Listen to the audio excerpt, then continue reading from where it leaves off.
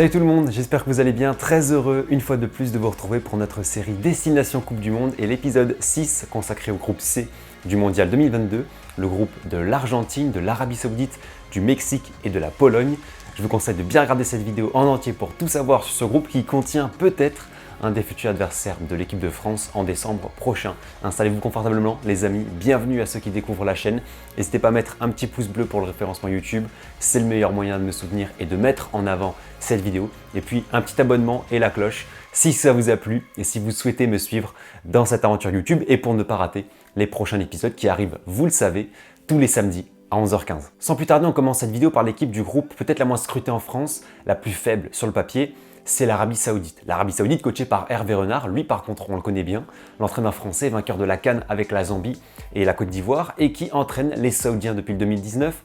Il va officier pour la deuxième fois en Coupe du Monde dans sa carrière puisqu'il avait coaché le Maroc en Russie en 2018. L'Arabie Saoudite a obtenu sa qualification en terminant première au troisième tour du groupe B devant le Japon ou l'Australie, donc c'est une très jolie performance. Et c'est une équipe qui a beaucoup progressé en 10 ans, passant de la 126e place au classement FIFA en 2012 à la 53e aujourd'hui. C'est une équipe qui avait émergé sur la scène mondiale dans les années 90 avec une première participation en 1994 aux États-Unis et un 8e à la clé, meilleur résultat de leur histoire. Puis 3 participations de suite en 98, 2002 et 2006 avant de ne plus apparaître en 2010 et 2014. Retour en 2018 où ils sont largement battus 5-0 face à la Russie lors du match d'ouverture. Une Coupe du Monde qui rondait les poules mais avec une victoire bonus face à l'Égypte lors du dernier match. 2022 au Qatar, chez le petit pays voisin, doit permettre à cette équipe de progresser, de véhiculer une bonne image sportive du pays. On sait que le très controversé Mohamed Ben Salman au pouvoir tente d'utiliser le sport saoudien dans les relations internationales, de faire de l'Arabie Saoudite une plaque tournante dans le sport, dans une région qui l'est déjà.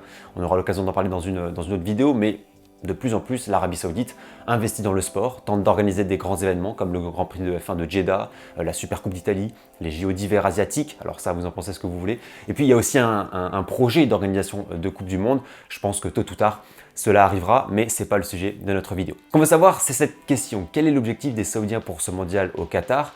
Eh bien, vu la tête du groupe, nul doute que sortir des poules serait un succès inespéré, un véritable exploit. Je pense que pas finir dernier tout court pour l'Arabie Saoudite, ce serait déjà une Coupe du Monde réussie. Argentine, Mexique, Pologne, c'est quand même du très relevé. Je n'ai pas cher de la peau de cette équipe avant le tirage, mais alors dans ce groupe, je ne vois pas comment les Saoudiens pourraient arracher une qualification. Surtout que l'équipe ne me donne pas plus d'espérance. On n'a que des joueurs qui jouent dans le championnat saoudien. Aucun joueur du groupe ne joue à l'étranger, même pas dans un pays voisin. Après, ça reste un bon championnat en Asie, mais bon, c'est pas grand chose au niveau international. C'est presque 27 ans de moyenne d'âge, donc c'est pas une équipe très jeune. Et la valeur totale de l'effectif, c'est 23 millions d'euros. C'est le troisième plus faible des 32 nations. Seuls le Qatar et le Costa Rica sont en dessous. Je vais pas vous mentir, avant de m'attaquer à l'étude de cette sélection, mis à part le sélectionneur, je connaissais aucun joueur. Mais il y a quelques joueurs qui sortent un peu du lot dans ce groupe que j'ai un peu étudié. Par exemple, le latéral droit Sultan Al-Ghanam, 26 ans, considéré comme l'un des meilleurs joueurs de son pays, capable de distiller de bons ballons, de bien se projeter aussi devant et de tenter sa chance. Voilà, c'est pas le meilleur latéral droit du monde, mais il est en grosse progression depuis 2019-2020. On peut parler surtout de Salem Al-Dawsari. Lui, c'est vraiment le joueur qui percute à l'image d'Akram Afif pour le Qatar. C'est vraiment un joueur ami avec le ballon, qui n'hésite pas à rentrer dans l'axe depuis son côté pour tenter sa chance. Il a une belle frappe de balle. Il peut marquer du droit comme du gauche. Puis c'est vraiment le talent technique de la sélection. Il va vite, il est combatif, doté d'une belle vista, de quelques gestes techniques sympas. Il va guider l'attaque saoudienne et ce sera l'arme numéro 1 de l'équipe d'Hervé Renard pour marquer. Certains le considèrent comme le meilleur ailier gauche arabe. Pour moi, s'il faut surveiller un joueur, je dirais celui-là. Pour le reste, c'est pas du très haut niveau. Il y a quelques armes par-ci par-là. On va découvrir durant la compétition. On passe à la Pologne, la seule nation européenne de ce groupe, et une nation qui me tient beaucoup à cœur, puisqu'en plus d'avoir des origines italiennes, vous le savez peut-être, j'en ai déjà parlé en vidéo, j'ai aussi des origines polonaises, donc un attachement particulier à cette nation. Mais niveau foot pour la Pologne depuis l'Euro 2016, ça va pas super bien. Comme me le confiait Pilka et Nozna, les spécialistes du foot polonais en France, vous aurez leur lien Twitter en description, mais il est difficile de lire l'objectif de la Pologne pour le mondial. Peu de confiance sur les derniers matchs, un Euro 2020 pour moi très décevant, et sans parler de la Coupe du Monde 2018 qui a été pas loin d'être une catastrophe. La Pologne retrouvait la Coupe du Monde d'ailleurs en 2018 pour la première fois depuis 2006. Là, quand on regarde le groupe cette année, il est abordable pour la Pologne. Alors l'Argentine est largement au-dessus, l'Arabie Saoudite est largement en dessous. La compétition va se faire avec le Mexique, ça me paraît assez équilibré. Pour obtenir leur ticket pour le mondial, si on parle de la qualification, les Polonais sont passés par les barrages, puisqu'ils avaient terminé deuxième de leur groupe. Ils n'ont pas disputé la demi-finale dans la voie B, puisqu'en raison de la guerre en Ukraine, la Russie a été disqualifiée. Ils ont directement joué la finale contre la Suède, qu'ils ont battu 2-0. Mais depuis cette belle soirée, il y a une Ligue des Nations qui est passée par là pour les Polonais. Mis à part le Pays de Galles, ils n'ont pas fait grand-chose face à la Belgique et aux Pays-Bas. Et l'espoir est un peu couplé aux habituelles résignations, parce que la Pologne a souvent espéré en Coupe du Monde pour au final se brûler les ailes. À trop y croire, finalement, on est déçu parce que ça passe pas. Donc c'est un sentiment étrange, mais bien sûr que l'objectif numéro 1, il est de sortir des poules, et il doit être de sortir des poules. Être éliminé une deuxième fois de suite en Coupe du Monde dès les phases de groupe serait une nouvelle désillusion. Une désillusion surtout parce qu'il y a des forces côté polonais. Robert Lewandowski disputera probablement son dernier mondial et il est si important sur et en dehors du terrain. Il réalise un excellent début de saison avec le Barça. Nul doute que briller avec la sélection en Coupe du Monde pour celui qui aurait dû obtenir au moins un ballon d'or est un objectif de carrière. C'est en plus le capitaine, il a cette carrure, ce leadership qui dépasse le rectangle vert et il est si important pour guider les aigles blancs. À côté de ça, vous avez bien sûr Zielinski, littéralement flamboyant avec Naples cette saison. Il a encore marqué contre l'Ajax mardi dernier. C'est lui le métronome de l'équipe et sans un grand Zielinski, le jeu de la Pologne est stérile, amorphe. Donc si on a déjà cette partie de colonne vertébrale, Lewy, Zielinski qui performe, la Pologne part armée. On aura les traditionnels cadres qui seront là autour. Chesney, revenu à un très bon niveau. Lui qui s'était un petit peu perdu en 2020-2021. Là, il est clairement sur le bon rail. Milik aussi, devant, qui est capable de planter et de réaliser de superbes gestes, à l'image de son beau but contre Bologne le week-end dernier. Il est arrivé un peu de façon surprenante à la Juve, mais force est de constater que c'est une satisfaction pour le moment. On a aussi Bednarek Glick en défense, fidèle au poste, ou encore Krikoviak, expérimenté, 32 ans, qui est toujours un élément important de la sélection. Il y a du réservoir encore avec Piontek, Żurkowski ou Linetti. Il y aura aussi des joueurs à suivre qui performent et qui seront accordés au mondial, par exemple Kivior, derrière qui excelle en Italie à la Spezia depuis le début du championnat, qui commence à faire son trou avec la sélection. C'est véritablement le futur de la défense de la Pologne. Vous avez aussi Zalewski sur le côté gauche qui a éclos avec la Roma la saison passée. Frankowski de Lens également très bon sur l'autre côté. La Pologne a vraiment une très jolie équipe. Je pense que vous comprenez à quel point ce serait décevant que la Pologne rate une nouvelle fois de plus une Coupe du Monde. Voilà, à titre personnel bien sûr, j'espère que la Pologne sera un bel acteur de ce mondial. On passe à la troisième nation de ce groupe, et c'est je pense l'équipe qui va lutter ardemment avec la Pologne pour aller chercher une place en huitième de finale, c'est le Mexique. Et le Mexique, c'est un client en Coupe du Monde, c'est une équipe qui n'a plus loupé un mondial depuis 1990, et pour cette année, le Mexique s'est qualifié en terminant troisième du tour final de la CONCACAF. Le Qatar 2022, ça va être la 17e Coupe du Monde de Mexique. Beaucoup ne le savent pas, mais en termes de participation au-dessus, il y a juste le Brésil, l'Allemagne, l'Italie et l'Argentine. Autrement dit, les 4 plus grandes nations de l'histoire de la Coupe du Monde. Juste en dessous, c'est le Mexique qui devance l'Angleterre ou la France. Donc ça place cette équipe dans l'histoire. C'est une équipe qui a déjà accueilli le mondial également, en 1970 avec le sacre du Brésil de Pelé, le troisième, et puis en 86 avec Maradona. Et puis c'est une équipe qui va encore accueillir conjointement la Coupe du Monde en 2026 avec les États-Unis et le Canada. L'objectif du Mexique pour le Qatar 2022, comme me l'a révélé l'équipe du super compte Twitter Football Mexicano FR, le lien sera en description, eh bien c'est clairement de sortir des groupes, mais surtout de rallier les quarts de finale du mondial. C'est une vraie obsession parce que le pays est frappé par une malédiction. Il reste sur 7 éliminations consécutives en huitième de finale de Coupe du Monde, soit depuis 1994. Mis à part les Coupes du Monde à la maison en 70 et 86, le Mexique n'a jamais rallié les quarts. Et pire, il reste sur des éliminations parfois traumatisantes, comme en 2002, défaite contre le rival américain, en 2006, défaite en prolongation contre l'Argentine avec ce but de malade mental, et en 2014, défaite contre les Pays-Bas avec 2 buts encaissés dans les dernières minutes, dont ce fameux penalty dont on se souvient obtenu par Robben. Il y a un vrai blocage à partir du stade des 8e et l'objectif de Tata Martino, le sélectionneur dont vous vous souvenez peut-être, l'ex du Barça, alors peu apprécié au pays, va être de faire passer ce cap. Et ce cap va demander beaucoup de travail parce que Martino n'a pas du tout mis en place un beau jeu, une identité de jeu. Le Mexique, c'est extrêmement brouillon.